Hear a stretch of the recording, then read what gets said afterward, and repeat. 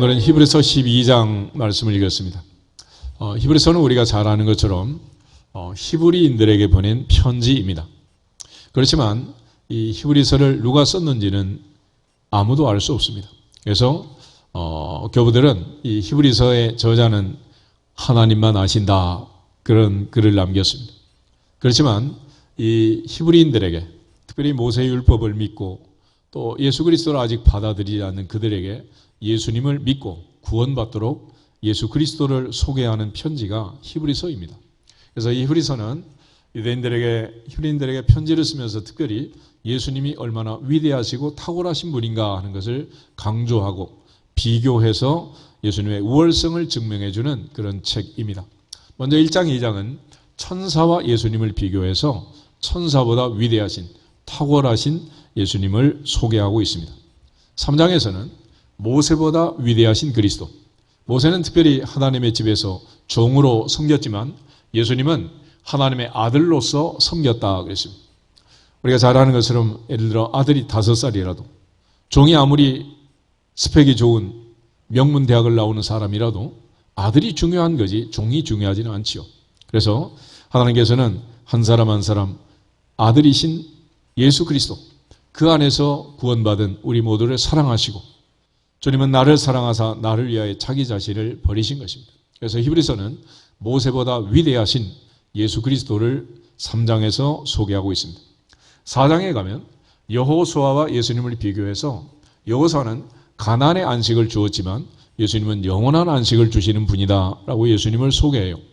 여호수아가 주었던 가나안의 안식은 실상은 안식이 아니고 잠시 잠깐 그들이 하나님의 약속을 지켰으면 안식을 했겠지만 불순종함으로써 북쪽 이스라엘은 BC 722년 아수르 나라에 멸망을 당하고 남쪽 유다는 586년에 바벨론의 포로로 잡혀가는 그런 전쟁터가 되고 만 것입니다. 그렇지만 여호수아가 준 안식은, 이 땅의 안식, 가나안의 안식은 불완전하지만 예수님이 주시는 안식, 영원한 안식, 천국의 안식은 완전하다라는 것입니다. 오늘도 주님은 수고하고 무거운 짐진 자들아 다 내게로 오라, 내가 너희를 쉬게 하리라 말씀하심처럼 한 사람 한 사람 우리 모두 주님 안에서 안식하고 영원한 천국의 안식을 소망하면서 안식을 누리는 주인공들이 되시기를 주 이름으로 축복합니다. 동시에 이제 히브리서 5장부터 시작해서 대제사장과 예수님을 비교합니다. 아론의 반차를 쫓은 대제사장들과 멜기세덱의 반차를 쫓은 예수님. 그래서 예수 그리스도는 우리에게 있는 큰 대제사장이다 그랬습니다. 인간의 대제사장은 1년에 한 번 대속제일에 지성소에 들어가서 제사를 드리지만 제일 먼저 자기 죄를 위한 제사를 드렸습니다. 그리고 나서 백성을 위한 제사를 드렸습니다. 그렇지만 우리에게 있는 큰 대제사장 하나님의 아들 예수 그리스도는 죄는 없으시니라. 죄는 없으시니라. 그러므로 황소나 염소의 피가 아니라 자기의 피로 우리를 구속하여 이 모든 제사를 단번에 완성시키고 우리를 하나님 앞에 담대하게 나올 수 있는 길을 만들어 주셨습니다. 바로 휘장을 찢고 휘장 가운데 열어놓으신 새로운 살 길을 통해서 나로 말미암지 않고는 아버지께 올 자가 없다 말씀하심처럼 우리를 하나님의 보좌 앞으로 인도하신 우리의 큰 대제사장 예수 그리스도를 히브리서는 소개하고 있습니다.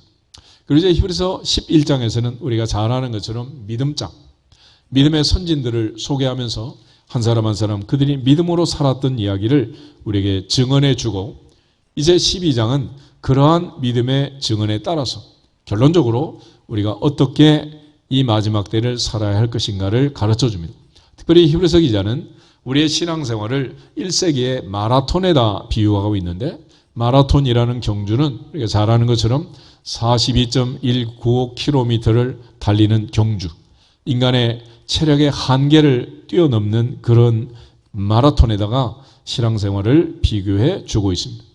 바로 그 마라톤을 달렸던 많은 사람들을 히브리서 11장의 증인으로 소환하고 있고, 이제 마지막 히브리서 12장은 가장 멋진 마지막 주자 예수 그리스도를 우리에게 소개해 주면서 예수님을 바라보고 예수님처럼 하나님 보좌 우편에 앉기까지 끝까지 승리자가 되는 방법을 가르쳐 주고 있습니다.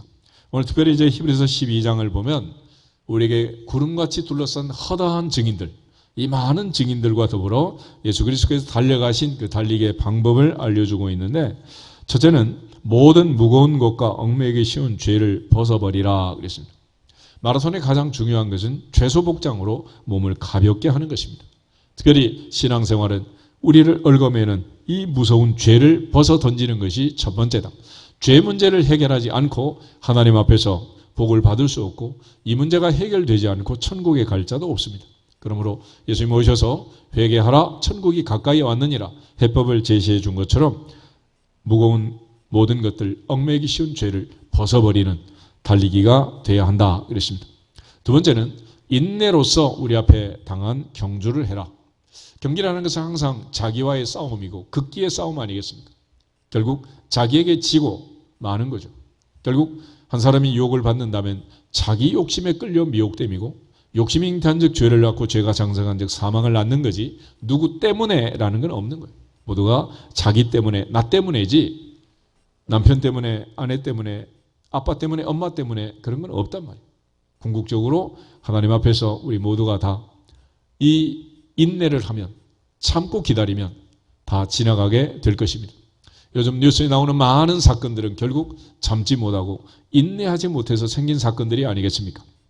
그리고 세 번째 중요한 것은 믿음의 주요 온전케 하신 인 예수를 바라보자 그랬습니다. 경기의 가장 중요한 것은 목표, 목적지 아니겠습니까? 결국 마라톤 주자가 마지막 소식을 가지고 전달할 그 목적지를 향해 달려갔던 것처럼 우리 모두가 다 믿음의 주요 온전케 하신 인 예수 그리스도를 바라보고 하나님 보좌 우편에 계신 주님을 바라보면서 달려야 아버지 앞으로 갈 수 있다라는 것을 가르쳐 주고 있습니다. 그런 차원에서 이 목적지를 잃어버리면 우리는 아무것도 아니랍니다. 여러분, 비행기 타면 이제 창문을 내리고 어디로 가고 있는지 밤인지 낮인지 모르는 이런 상황 속에서도 앞에 있는 화면에 계속해서 마지막 목적지를 알려주고 있잖아요. Destination. 마지막 목적지가 몇 킬로 남았다, 몇 마일 남았다 계속 알려주는 것처럼 이제 우리가 이 목적지를 향해 달려가는 거죠. 여호사 갈렙처럼 가나안을 보고 달려가면 그 땅에 들어갈 수 있지만, 특별히 광야 세대들처럼 눈에 보이는 것들을 보고 좌우로 치우치면 결국 목적지에 도달할 수 없는 거 아니겠습니까? 그래서 히브리서 기자는 이 목적지를 강조합니다. 예수를 바라보자, 예수를 깊이 생각하자라고 얘기하고 있습니다. 결국 허다한 증인들과 십자가의 부끄러움을 개의치 않는 예수 그리스도를 통해서 이제 올 한 해도 얼마 남지 않았는데 올 한 해도 마지막까지 믿음의 달리기에 완주하고 또 승자가 되시기를 주 이름으로 축복합니다. 동시에 우리의 남은 인생 주 앞에 가는 그날까지 우리의 신앙의 싸움을 싸우고 바울처럼 달려갈 길을 마치고 선한 싸움을 싸우고 마지막 의의 면류관을 바라보았던 것처럼 끝까지 인내로서 우리 앞에 당한 경주를 하고 승리자가 되기를 주 이름으로 축복합니다. 먼저 이제 허다한 증인들의 이야기가 나와 있는데, 특별히 히브리서 12장은 이러므로라는 말로 시작합니다. 이 말씀은 결국 히브리서 11장에 있는 이 많은 사람들의 이야기를 모아서 결론을 내리고 있는 거예요. 그러니까 이거는 한 번, 두 번, 한두 명이 경험한 이야기가 아니고 한두 사람을 통해서 통계를 낸 게 아니고 수천 년의 역사 속에서 믿음으로 살았던 모든 사람들의 이야기를 모아 구름같이 둘러싼 허다한 증인들이라고 얘기를 합니다. 특별히 4절에 보면 믿음으로 아벨은 그랬죠. 5절은 믿음으로 에녹은, 또 7절은 믿음으로 노아는, 8절은 믿음으로 아브라함은, 이삭은, 야곱은, 그렇게 해서 수없이 많은 사람들의 이야기를 이야기하고 32절 같이 한번 보겠습니다. 32절. 내가 무슨 말을 더하리요? 기드온, 바락, 삼손, 입다, 다윗 및 사무엘과 선지자들의 일을 말하려면 내게 시간이 부족하리로다. 아멘. 얼마든지 많은 사람들이 이 세상에 와서 믿음으로 살았던 믿음의 달리기, 그 많은 사람이 남긴 그 많은 사람들이 살았던 비법을 히브리서 기자가 우리에게 알려주겠다라고 얘기하는 거죠. 결국 우리의 삶도 하나님 앞에 받은 사랑과 은혜를 내가 체험하고 겪고 그 다음에 많은 사람에게 간증하는 그것이 신앙생활이에요. 예수께서 마지막 승천하시면서 분부하신 말씀, 오직 성령이 너희에게 임하시면 너희가 권능을 받고 예루살렘과 온 유대와 사마리아와 땅끝까지 이르러 내 증인이 되라 그랬습니다. You will be my witness. 증인하는 거예요. 이 증인이라는 것은 연구하고 공부하고 좋은 대학 들어가서 증인하는 게 아니고 이거는 체험하고 목격해서 하는 것입니다. 그래서 신앙생활이라는 것은 성적순으로 하는 게 아니고 체험하고 목격한 대로 하는 거예요. 예수님 기도하실 때 슬기롭고 지혜로운 자들에게는 숨기시고 이 어린아이 소자들에게 나타내심을 감사합니다. 신앙생활을 오히려 어린아이처럼 순전하게 하는 자들이 하나님의 뜻을 깨닫고 천국 갈 수 있다. 그런 얘기 아니겠습니까? 결국 우리가 연구하고 노력하고 그렇게 해서 증인할 수 있는 게 아니다. 이거는 언제든지 체험해야 할 수 있다라는 것입니다. 예를 들어서 교회 앞에 교통사고가 나고 목격자 찾습니다. 그러면 누가 나가야 되겠어요? 목사님이 나가면 되겠습니까? 아니면 장로님 나가면 되겠어요? 아니면 뭐 권사님이 나간다고 되겠어요? 그 장소에서 그 시간 목격한 사람이 나가서 증인을 하는 거지 보지도 않고 체험하지도 않는 일을 증인할 수 없는 거예요. 그러므로 신앙생활은 주님이 내 안에 내가 주님 안에 사는 내가 죽고 내가 그리스도와 함께 사는 시내산에서 하나님을 만난 모세처럼 다메섹 도상에서 예수 그리스도를 만난 바울처럼 진짜로 만나야 변화가 되고 증인을 할 수 있다. 야복 나루터의 야곱이 환도뼈가 부러지면서 하나님의 얼굴을 배웠고 이제부터 이스라엘을 해라 이름을 바꿔주신 것처럼 진정한 변화가 있어야 증인을 할 수 있습니다. 올 한 해도 우리 모두가 다 주님의 은혜를 체험하고 삶의 현장에서 이 많은 어려움과 고난을 주신 것은 그때마다 하나님께서 사망의 음침한 골짜기에서 다윗과 함께 하시고 하나님의 살아계심을 임재를 함께 계심을 임마누엘을 체험하게 하시고 증언하게 하신 것처럼 우리에게 그런 은혜를 주신 거예요. 그러므로 하나님이 주신 은혜 안에서 우리 모두가 다 어떻게 하나님이 나를 얼마나 사랑하시는가를 체험하고 간증할 수 있는 증인들이 되시기를 주님의 이름으로 축복합니다. 하나님 앞에서 우리 모두가 어려운 때를 지나가지만은 모두가 다 자기 형편과 입장에서 각자 내게 주시는 은혜, 나를 사랑하시는 그 하나님의 사랑 마음껏 누리고 체험하고 간증하고 증언하는 증인이 되시기를 주의 이름으로 축복합니다. 특별히 요한계시록 1장을 한번 찾아보겠습니다. 요한계시록 1장을 보면 성경의 마지막 책 요한계시록은 사도 요한이 반모섬에서 하나님의 은혜를 체험하고 기록한 증인의 기록인데 1절, 2절, 우리 2절을 같이 한번 읽어보겠습니다. 예수 그리스도의 계시라 이는 하나님이 그에게 주사 반드시 속히 일어날 일들을 그 종들에게 보이시려고 그의 천사를 그 종 요한에게 보내어 알게 하신 것이라. 요한은 하나님의 말씀과 예수 그리스도의 증거 곧 자기가 본 것을 다 증언하였느니라. 아멘. 사도 요한은 마지막에 보면 자기가 본 것을 다 증언했다 그랬습니다. 보지 않은 것을 증언할 수 없는 거죠. 우리 모두가 다 영안이 열려져서 하늘의 신령한 비밀을 보고 하나님의 보좌를 보고 천군 천사의 찬송을 듣고 사도 요한이 요한계시록에 증언한 것처럼 선지자 이사야가 증언한 것처럼 하나님 앞에 증인의 사명을 다할 수 있기를 주의 이름으로 축복합니다. 예수님 분부처럼 증인이 되라. 증인이 되라. 그래서 예수님께서 증인하는 일이기 때문에 증인은 특별한 다른 어떤 은사가 필요한 게 아닙니다.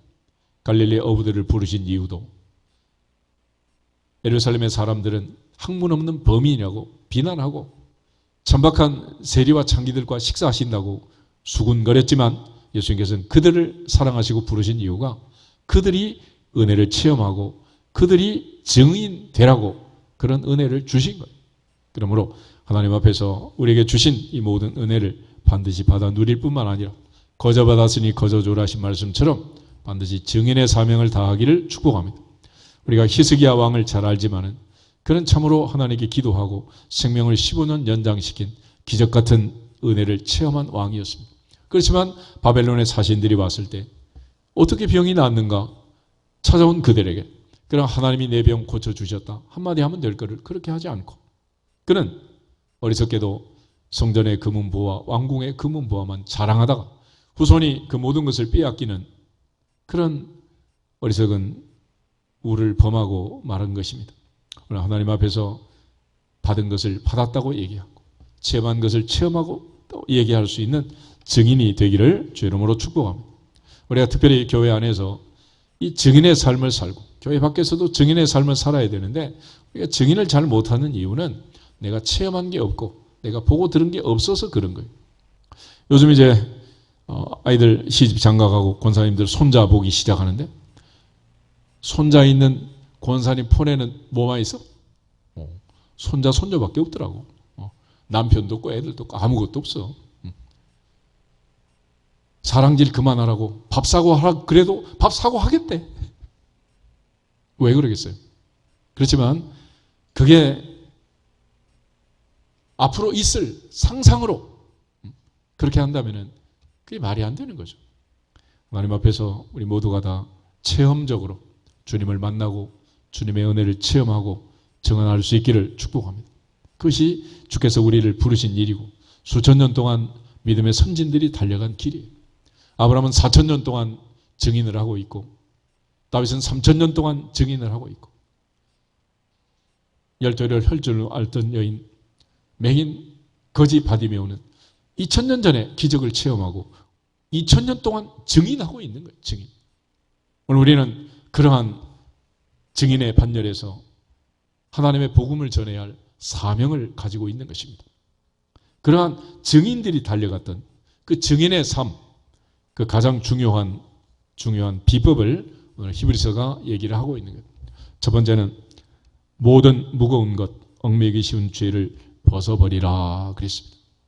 신앙생활의 터닝 포인트, 전환점은 뭐냐? 벗어버리는 것입니다. 모세의 전환점은 시내산에서 내 발에 신을 벗어라. 내 발에 신을 벗어라. 너의 선 곳은 거룩한 곳이니 내 발에서 신을 벗어라 그랬습니다. 여호사는 하나님의 종 모세의 종으로 평생을 살았습니다.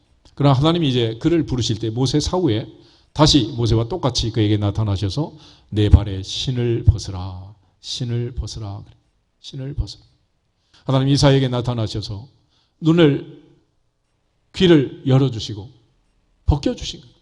다메섹 도상의 사도 바울의 눈에 비늘을 벗겨주신 것처럼 벗어라. 그래야 드디어 내가 누구인가를 알게 되는 거 아니겠어요? 선지자 이사야는 눈에 비늘이 벗겨지자 나는 입술이 부정한 백성 중에 살면서 죄만 지었습니다. 이런 깨달음을 가지고 하나님 앞에 회개하고 제단 숯불로 입술을 정결케 하고 새 사람이 된 것입니다. 그 입으로 복음을 전하는 거예요. 바울 역시 눈에 비늘이 벗겨지고 새로운 세상을 보고 예수 그리스도를 아는 지식이 가장 고상함을 깨닫고 그동안 알았던 모든 것을 배설물로 여기고 그날부터 다메섹에 있는 사람들에게 예수가 그리스도라고 예수만 그리스도라고 담대하게 증인의 역할을 할 수 있었어요. 왜 그렇게 할 수 있었느냐? 평생 배웠던 학문이 아니라 그가 오던 길에 만난 예수, 사흘 전에 만난 예수, 그 예수님 때문에 그의 인생이 변화되고 달라졌기 때문에 그런 것입니다. 하나님 앞에서 우리 모두가 마라톤은 최소 복장으로 하는데 신앙생활은 최소 복장이 무엇이냐? 죄를 벗어버리는, 죄를 벗어버리는. 이게 정리가 안 되면 출발 자체가 안 되는 거죠.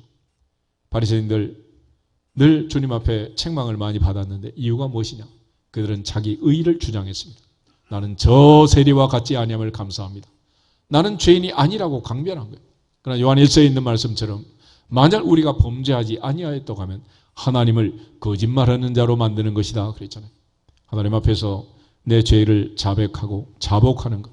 특별히 그러기 위해서 이목구비가 열리고 벗을 것을 벗고 입을 것을 입는 복장을 갖추라는 것. 모든 운동 경기 선수들이 경기장에 나갈 때 복장을 갖추는 것처럼 신앙생활도 복장을 갖추는 것이다 라는 것입니다. 그런 차원에서 우리가 벗어야 할 복장은 뭐냐?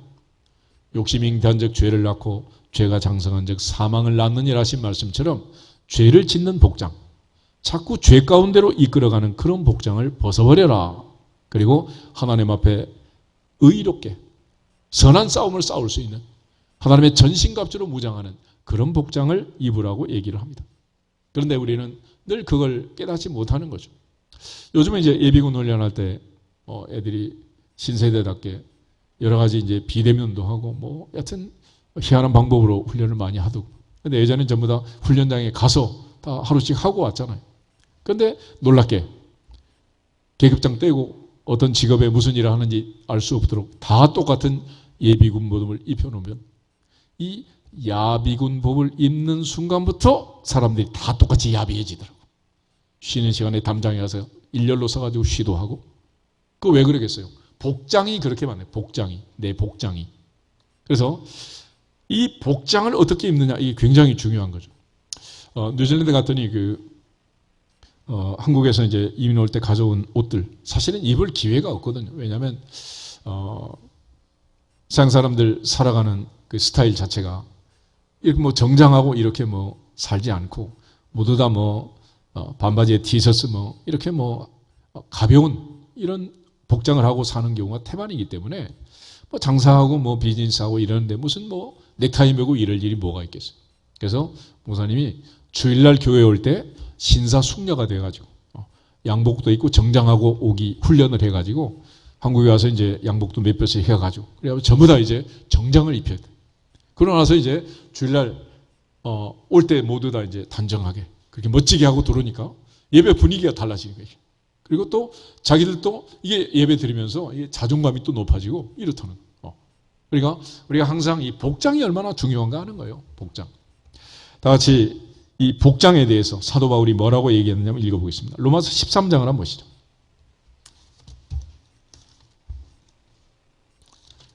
로마서 13장 11절에서 14절.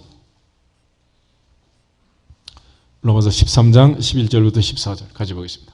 또한 너희가 이 시기를 알거니와 자다가 깰 때가 벌써 되었으니 이는 이제 우리의 구원이 처음 믿을 때보다 가까웠음이라. 밤이 깊고 낮이 가까웠으니 그러므로 우리가 어둠의 를 벗고 빛의 갑옷을 입자. 낮에와 같이 단정히 행하고 방탕하거나 술 취하지 말며 음란하거나 호색하지 말며 다투거나 시기하지 말고 오직 주 예수 그리스도로 옷 입고 정욕을 위하여 육신의 일을 도모하지 말라. 아멘. 성 어거스틴은 바로 이 말씀을 읽고 그 인생의 전환점을 삼아 성자가 되었다 그렇게 얘기를 합니다. 어둠의 일을 벗고 빛의 갑옷을 입어라. 어둠의 옷을 입으면 어떻게 되느냐? 어둠에 있는 일들을 자기 하게 돼. 그렇지만 빛의 갑옷을 입으면 낮에처럼 일을 하게 돼 있다. 사람이 아무것도 보지 않는 밤에 하는 일과 낮에 하는 일은 다르다는 그런 차원에서 낮에 행하는 것처럼 빛의 갑옷을 입는 것처럼 어둠의 일을 벗어 던져라 그랬어요. 술 취하지 말고 방탕하지 말고 음란하거나 호색하지 말고 시기하거나 질투하지 말고 오직 예수 그리스도의 옷을 입어라 그랬어요. 우리가 입어야 할 옷이 무엇인지 벗어야 할 옷이 무엇인지 죄가 덕지 묻어있는 육신의 정욕, 안목의 정욕, 이생의 자랑에 붙들려 사는 그런 생각을 떨쳐버리지 못하면 여전히 우리는 죄 가운데서 날마다 같은 일을 되풀이 반복할 수밖에 없을 것입니다. 그래서 우리가 일을 할 때는 다 입는 옷이 다르잖아요. 외출할 때 입는 옷, 집에 들어가서 입는 옷, 청소할 때 입는 옷, 시골에 가면 농사 지을 때 신는 신발, 입는 옷들 다 다르죠. 마찬가지로 우리가 하나님 앞에 예배 드리면서 입는 옷이 다르지만 우리가 늘 삶의 예배를 강조하신 분들 아니겠어요? 그러므로 항상 하나님의 자녀답게 옷도 입어라 그런 얘기. 그러므로 이제 이 비유를 통해서 사도 바울은 어둠의 일은 벗고 빛의 갑옷을 입자라고 강조하고 있습니다. 에베소서 4장을 한 번 더 보겠습니다. 22절부터 24절. 에베소서 4장 22절에서 24절까지 읽습니다. 너희는 유혹의 욕심을 따라 썩어져가는 구습을 따르는 옛사람을 벗어버리고 오직 너희의 심령이 새롭게 되어 하나님을 따라 의와 진리의 거룩함으로 지으심을 받은 새 사람을 입으라. 아멘. 옛사람을 벗어버리고 새 사람을 입어라. 옛날 옷을 벗어버리고 새 옷을 입어라. 그런 얘기죠. 옛날에는 설이나 추석에 설빔, 추석빔 이런 새 옷을 한 번씩 얻어 입었잖아요. 그런데 늘 첫째는 새 옷 주고 둘째는 언니 거 물려받고 그래서 아직까지도 쇼핑 중독이 돼 있는 사람들이 있어. 그때 한이 맺혀가지고. 그런데 이 헌 옷을 벗고 새 옷을 입어야지 헌 옷을 입고 그 위에 또 새 옷을 입을 수는 없잖아요. 신앙생활도 마찬가지다. 옛사람을 벗어버리고 새 사람을 입어라. 왜 그러냐? 옛날 옷을 입게 되면 그 옛날 생활을 하게 되고 새 옷을 입게 되면 새로운 삶을 살게 된다는 거예요. 옛날의 옷이 우리에게 유혹하고 미혹하는 게 뭐냐? 유혹의 욕심을 따라 썩어져가는 구습을 따르도록 합니다. 구습을 따르도록. 옛날 늘 입던 그 옷을 입으면 그때 했던 그 일을 또 하게 되고, 새로운 옷을 입게 되면 심령이 새롭게 되어 하나님을 따라 의와 진리의 거룩함으로 지으심을 받은 새 사람을 입고 새로운 일을, 주님 닮은, 하나님을 닮은 일을 하게 된다는 거예요. 그래서 에베소서 5장을 한 번 더 보시면 1절부터 우리 3절을 같이 한 번 더 보겠습니다. 그러므로 사랑을 받는 자녀같이 너희는 하나님을 본받는 자가 되고 그리스도께서 너희를 사랑하신 것 같이 너희도 사랑 가운데서 행하라. 그는 우리를 위하여 자신을 버리사 향기로운 제물과 희생 제물로 하나님께 드리셨느니라. 음행과 온갖 더러운 것과 탐욕은 너희 중에서 그 이름조차도 부르지 말라. 이는 성도에게 마땅한 반이라. 아멘. 옛사람을 잊게 되면 자꾸 이런 일을 하게 된다. 그래서 새 사람을 잊고, 새 사람을 잊고, 4절도 누추함과 어리석은 말이나 희롱의 말이 마땅치 않으니 오히려 어떤 말을 해라? 감사하는 말을 해라. 그래서 새 옷을 입으면 감사합니다, 이렇게 나오고, 옛옷을 그대로 입고 있으면 우리가 입에 담지 못할, 이름조차 부르지 말아야 할 그런 험한 말들을 하게 된다는 거예요. 하나님 앞에서 우리 모두가 다 신사숙녀의 옷만 입는 게 아니라 신사숙녀답게 품이 있고 교양 있는 말들을 하고 하나님께 영광을 돌릴 수 있기를 주 이름으로 축복합니다. 그래서 베드로는 누가 말을 하려면 하나님의 말씀을 하는 것처럼 해라 그랬잖아요. 하나님 앞에서 우리 모두가 입어야 할 것을 입고 벗어야 할 것을 벗고 하나님이 보시기에 합당한 삶을 살아낼 수 있기를 주 이름으로 축복합니다. 동시에 이제 사도 바울이 우리에게 이처럼 복장을 강조하면서 특별히 에베소서 6장을 한번 더 보시면 하나님의 전신갑주를 얘기합니다. 우리가 이 전신갑주를 입어야 될 이유는 결국 사탄과의 영적 전쟁에서 이기기 위해서. 우린 지금 영적 전쟁터로 나간 사람들이에요. 파티나 축제만을 하는 게 아니라 우리는 전선에 지금 나가 있다라는 걸 강조해요. 10절부터 13절을 같이 한번 읽겠습니다. 끝으로 너희가 주 안에서와 그 힘의 능력으로 강건하여지고 마귀의 간계를 능히 대적하기 위하여 하나님의 전신갑주를 입으라. 우리의 씨름은 혈과 육을 상대하는 것이 아니오 통치자들과 권세들과 이 어둠의 세상 주관자들과 하늘에 있는 악의 영들을 상대함이라. 그러므로 하나님의 전신갑주를 취하라. 이는 악한 날에 너희가 능히 대적하고 모든 일을 행한 후에 서기 위함이라. 아멘. 우리는 이런 영적 전선에 서 있기 때문에 하나님의 전신갑주를 입어야 한다. 전쟁터에 나가는 군사가 학생복을 입고 나갔던 학도병처럼 해서야 되겠냐. 농기구를 들고 전쟁터에 나간 농민 봉기군처럼 그렇게 해서 되겠냐는. 로마의 군병들처럼 머리부터 발끝까지 철갑을 두르고 마귀의 계계를 물리칠 수 있도록 하나님의 전신갑주를 입어야 영적 전쟁에서 이길 수 있다라고 얘기하고 있습니다. 또 하나, 두 번째는 인내로 경주해라 그랬습니다. 모든 경기라는 것은 결국 자기와의 싸움이고 자기와의 싸움은 인내입니다. 야곱은 인내를 온전히 이루라. 이는 너희로 온전하고 구비하여 조금도 부정함이 없게 하려 함이라 그랬습니다. 바울은 로마서 5장 4절 5절에서 우리가 환난 중에도 즐거워하나니 환난은 인내를, 인내는 연단은 소망을 이루는 줄 알기 때문이다 그랬습니다.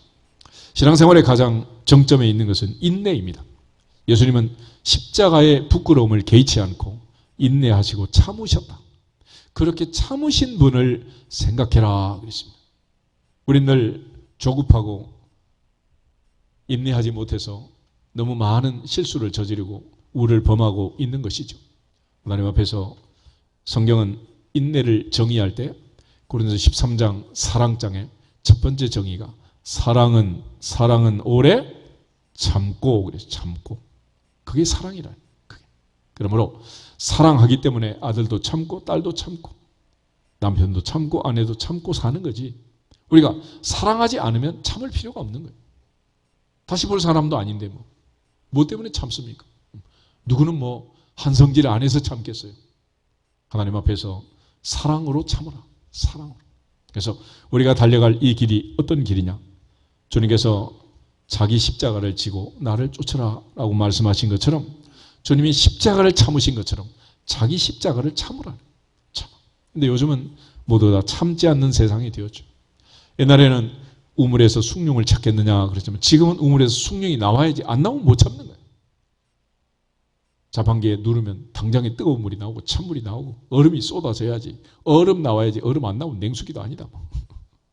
이 도대체 지금 이제 희한한 세상들이 돼가지고 모두 다 조급하단 말이에요. 그래서 이처럼 빨리빨리 조급한 코리아가 요즘 이 시대에 뜨고 있는 것 뿐이야. 그렇지만 이게 언제까지 뜨다 가라앉을지 알 수 없습니다. 결과적으로 너무 빨리빨리만 하다가 어떻게 될지 인생의 긴 여정을 보면 남아있는 날이 얼마인지 알 수 없지만 우리의 종착역은 이 세상의 종착역은 너무도 분명하잖아요. 마지막은 장례식장에 갈 것이고 그리고 거기서 공동묘지로 가서 끝날 거라. 천천히 가도 다 갑니다. 천천히 가세요. 서두르지 말고 성질 급하게 서두르지 말고 천천히 좀 가라. 그런데 우리 모두가 다 빨리빨리 서두르다가 일을 거르치고 마는 거예요. 다시 고린도전서 9장을 한번 찾아보겠습니다. 고린도전서 9장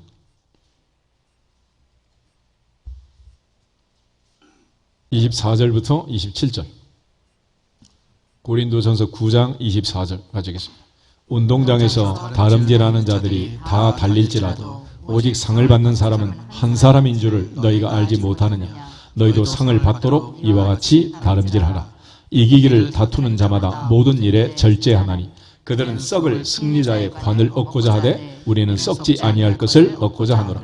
그러므로 나는 다름질하기를 향방 없는 것 같이 아니하고 싸우기를 허공을 치는 것 같이 아니하며 내가 내 몸을 쳐 복종하게 함은 내가 남에게 전파한 후에 자신이 도리어 버림을 당할까 두려워함이로다. 아멘.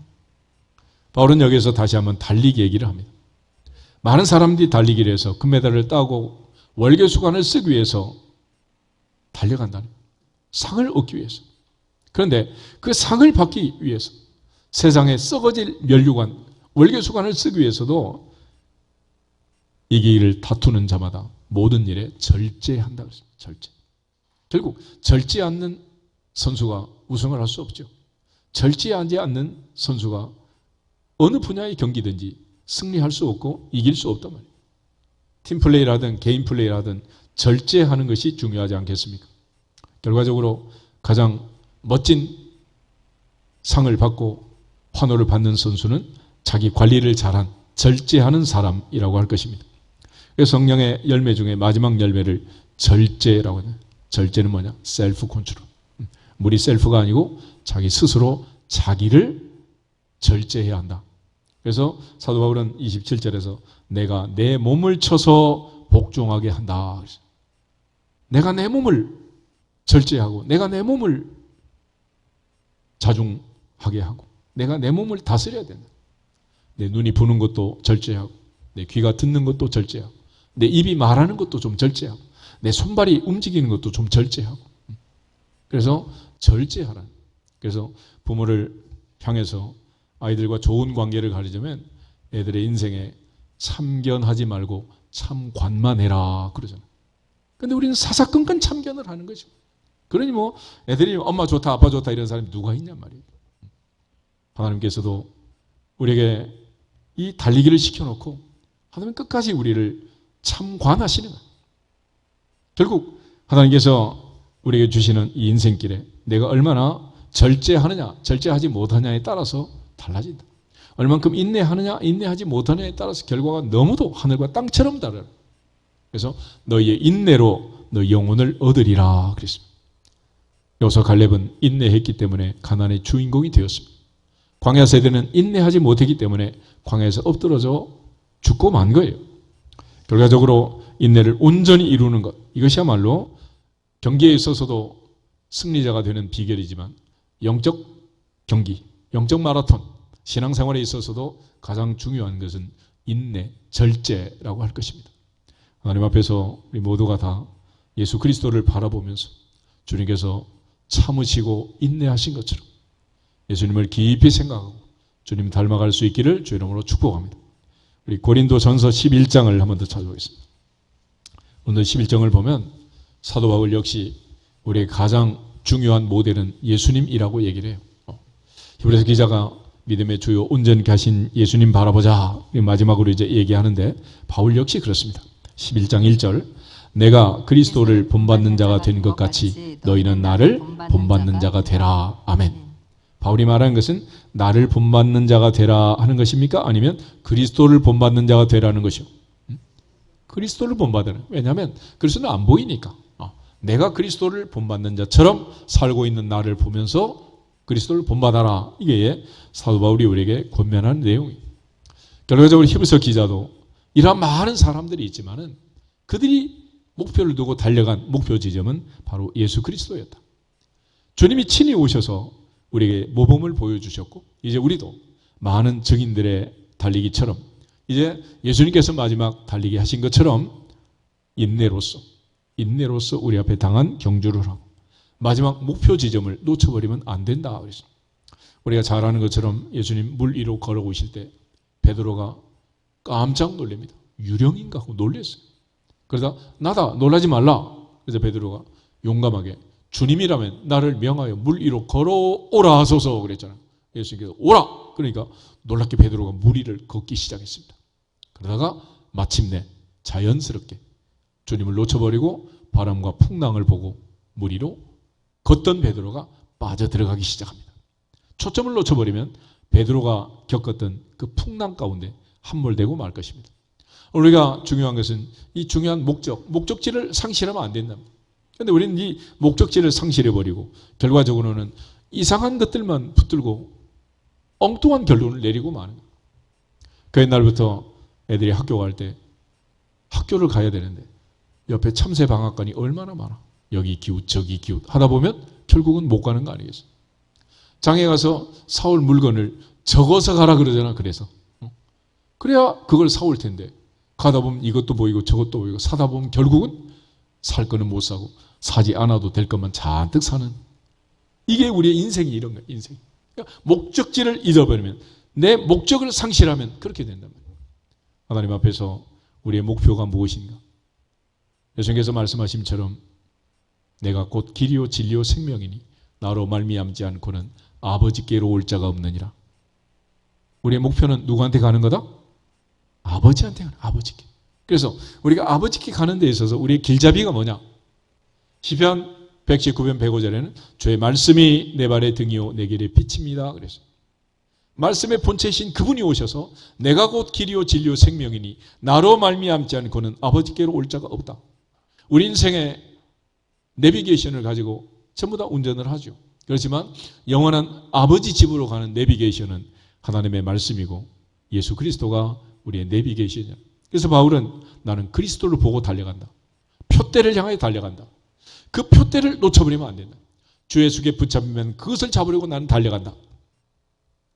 그동안 내가 소중하게 여겼던 모든 것들은 배설물로 여기고 정리정돈을 하고 이제는 주름을 향해 달려간다라고 얘기하는. 우리가 살면서 정리정돈을 못하고 버리지 못하는 그 많은 것들 때문에 진짜 중요한 게 뭔지를 모르고 사는 거예요. 하나님 앞에서 버릴 걸 버리고 붙잡을 걸 붙잡아야 드디어 바울처럼 선한 싸움을 싸우고 달려가기를 마칠 때까지 마침내 목표 지점에 도달할 때까지 좌우로 치우치지 않고 흔들리지 않게 될 것입니다. 성경은 그런 차원에서 우리에게 목표를 향해서 예수 그리스도를 향해서 달려가는 그 길에 가장 중요한 길잡이는 하나님 말씀이라는 말씀 붙들고 가라. 결국 이 말씀에서 떠나게 되면은 내 생각, 내 소견에 오른 대로 사는 사사시처럼 살다 보면 결국은 아무것도 못하는 거죠. 예수님 겟세마네 동산에서 나의 원대로 마시고 아버지 원대로 하옵소서. 예수님은 항상 그 마지막 아버지의 뜻 그걸 붙들고 사셨다. 사도 바울은 주 예수께 붙잡혀 있는 그것을 잡으려고 그 목표를 붙들고 주 예수께 받은 사명 곧 은혜의 복음을 증거하는 일을 마치려 하면은 내 생명을 조금 더 귀하게 여기지 않는다. 일사각오로 그는 그 목표를 향해 달려간 거예요. 우린 중요한 것을 붙들고 가다가 결국은 허망한 것들을 붙들고 쳐다보고 좌우로 치우치다가 결국 목적지에 도달하지 못한 광야 세대처럼 어리석게 넘어지고 마는 것입니다. 다시 신명기 5장을 한번 찾아보겠습니다. 신명기 5장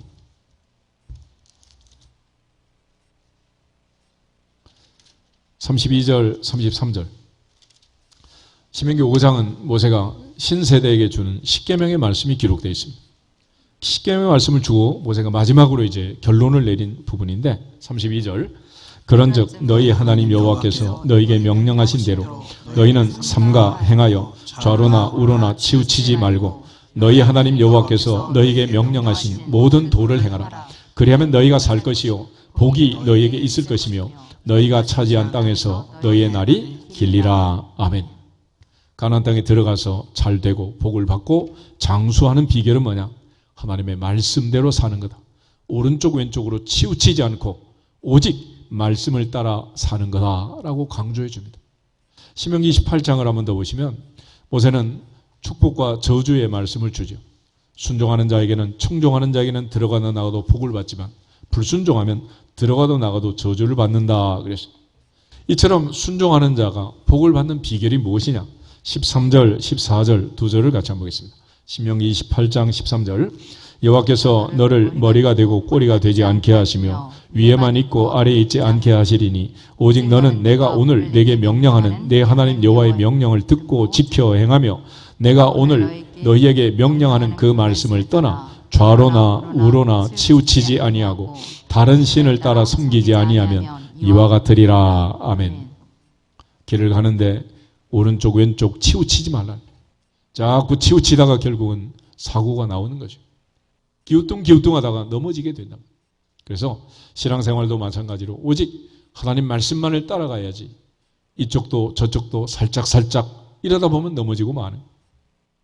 모세가 죽은 다음 하나님은 여호수아에게 사명을 주시고 내 종 모세가 죽었다. 이제 가나안 정복 네가 마무리해야 한다라고 이제 말씀하시면서 여호수아에게 형통의 비결을 얘기해요.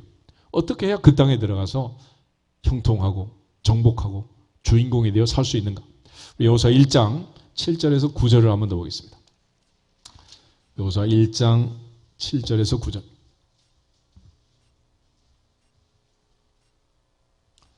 여호수아 1장 7절 오직 강하고 극히 담대하여 나의 종 모세가 내게 명령한 그 율법을 다 지켜 행하고 우로나 좌로나 치우치지 말라. 그리하면 어디로 가든지 형통하리니 이 율법책을 내 입에서 떠나지 말게 하며 주야로 그것을 묵상하여 그 안에 기록된 대로 다 지켜 행하라. 그리하면 내 길이 평탄하게 될 것이며 내가 형통하리라. 내가 내게 명령한 것이 아니냐. 강하고 담대하라. 두려워하지 말며 놀라지 말라. 내가 어디로 가든지 내 하나님 여호와가 너와 함께 하느니라 하시니라. 아멘. 하나님 여호수아에게 친히 나타나셔서 말씀합니다. 내가 모세와 함께 있던 것처럼 너와 함께 하겠다. 너는 마음을 강하고 담대해라. 이건 명령이다. 왜 마음을 강하고 담대하게 해야 되느냐? 말씀을 지키고 좌로나 우로나 치우치지 않기 위해서 보통 강심장이 되지 않으면 안 된다는 거예요. 왜냐하면 세상은 우리를 너무 많이 유혹하고 있고 그 유혹에 흔들릴 수밖에 없는 게 에덴 동산에서부터 인간의 죄성이다. 그래서 웬만큼 담대하지 아니하면 말씀을 붙들고 오른쪽 왼쪽 치우치지 않고 지켜낼 수가 없다는 거예요.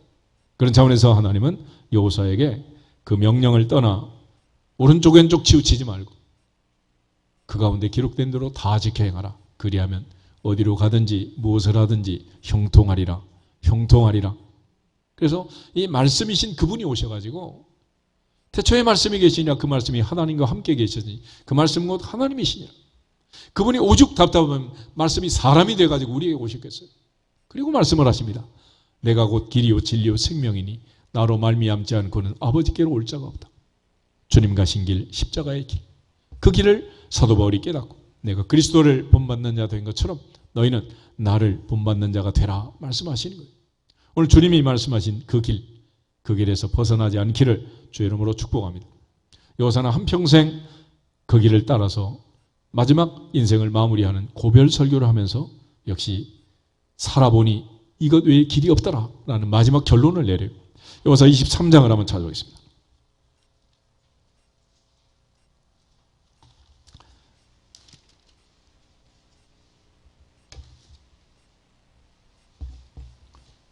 (23장) 5절, 6절 두 절만 같이 한번 읽어보겠습니다. 너희 하나님 여호와 그가 너희 앞에서 그들을 쫓아내사 너희 목전에서 그들을 떠나게 하시리니 너희의 하나님 여호와께서 너희에게 말씀하신 대로 너희가 그 땅을 차지할 것이라. 그러므로 너희는 크게 힘써 모세의 율법책에 기록된 것을 다 지켜 행하라. 그것을 떠나 우로나 좌로나 치우치지 말라. 아멘. 오직 주님 가신 길, 말씀의 길, 순종의 길, 그 길을 달려가라고 얘기하고 있습니다. 그런 측면에서 예수님께서는 두 주인을 섬길 수 없다. 두 주인을 섬길 수 없다. 하나님과 재물을 겸하여 섬길 수도 없다. 바울이 표대를 보고 달려갔던 것처럼 달려가야 한다. 로사의 아내처럼 뒤돌아보면 안 된다. 오직 일사각오로 달려갔던 그 길을 우리에게 가르쳐 주고 있습니다. 히브리서 기자가 우리에게 가르쳐준 이 신앙생활의 마라톤과 사도 바울이 가르쳐주는 영적 경기, 신앙생활은 그 마라톤은 같은 방법이에요. 그래서 바울이 목표를 정한 것은 그리스도께 붙잡힘만 된 그것을 잡으려고 나는 쫓아간다. 오직 주님께 붙잡힘만 된, 처음에는 주님이 나를 붙잡았지만 이제 내가 주님을 붙들고 달려간다. 어디까지 가느냐? 하나님 보좌 우편에 계신 그 주님 앞에 갈 때까지. 히브리서 기자도 믿음이 없이는 기쁘시게 못하나니 하나님께 나가는 자는 반드시 그가 계신 것과 또한 그가 자기를 찾는 자들에게 상 주시는 이심을 믿어야 할지니라 그랬죠. 바울 역시 마찬가지로 믿음의 선한 싸움을 싸우고 달려갈 길을 마치고 마지막에 선포를 합니다. 이제는 하나님께서 나를 위하여 또 너희 모든 사람을 위하여 의의 면류관을 예비하고 계신다. 그 마지막 상급을 보고 달려가자라고 마지막 목적을 얘기하는 거죠. 그를 위해서 사도 바울은 주 예수께 받은 사명, 곧 은혜의 복음을 증거하는 일을 마치기까지 생명도 귀하게 여기지 않았습니다. 주님 역시 십자가 앞에서 나의 원대로 마시고 아버지의 원대로 없어서 자원하여 목숨을 버리신 거예요. 그 위험이 있기 때문에 보통 강하고 담대하지 않으면 말씀을 지켜내기가 어렵다. 그래서 여호사에게 하나님께서 강하고 담대해라. 명령이다 그랬습니다. 명령. 우리는 마음 약해서 늘 넘어지잖아요. 하나님 앞에 말씀을 지키는데 강하고 담대해야지. 고집을 부리는데 강하고 담대해서 아무 의미가 없는 거예요.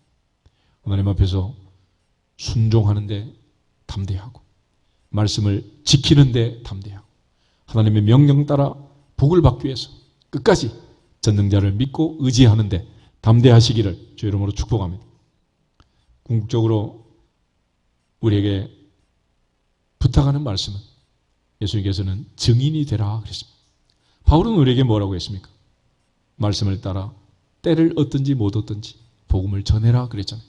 우리 디모데 후서 4장을 한번 읽고 기도하겠습니다.